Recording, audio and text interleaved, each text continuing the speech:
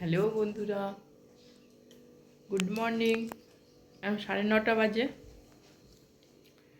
আমি একটু পূজা দিতে যাচ্ছি ত্রিপুরেশ্বরী মন্দিরে।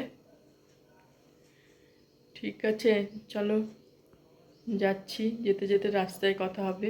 মন্দিরটা আবার তোমাদের দেখাবো, একবার দেখিয়েছি। পূজার জিনিসপত্র কিনতে হবে। ঠিক আছে, চলো তাহলে।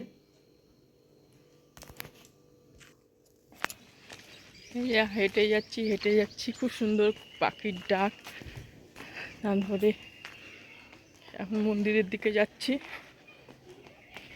9:30 বাজে।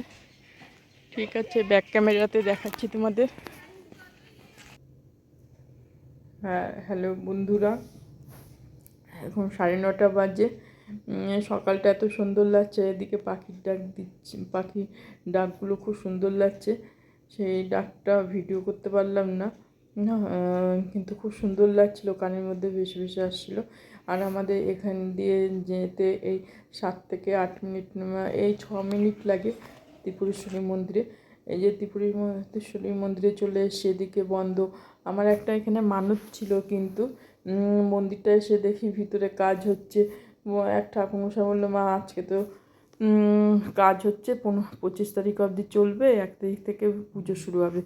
ওর জন্য ত্রিপুরেশ্বরীর ভিতরটা বন্ধ, কিন্তু বাইরেরটা শিব মন্দির যেখানে, সেখানে পূজা টুজা হচ্ছে।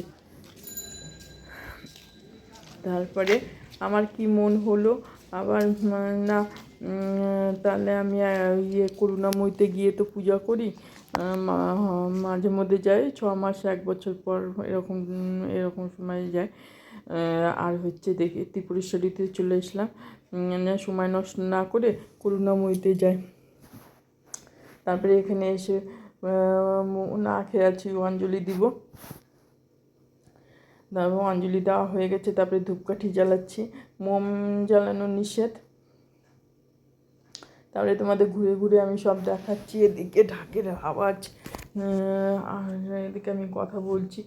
ঢাকের আওয়াজটা খুব সুন্দর, পুজোর আওয়াজ।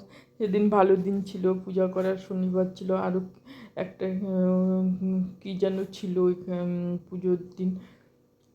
সবাই দেখি মন্দিরে মন্দিরে পূজা দিচ্ছে।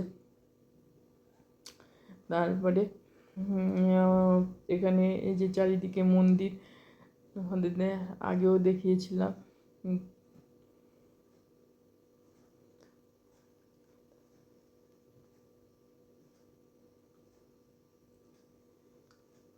ত্রিপুরেশ্বরী মন্দিরটা বিশাল বড়,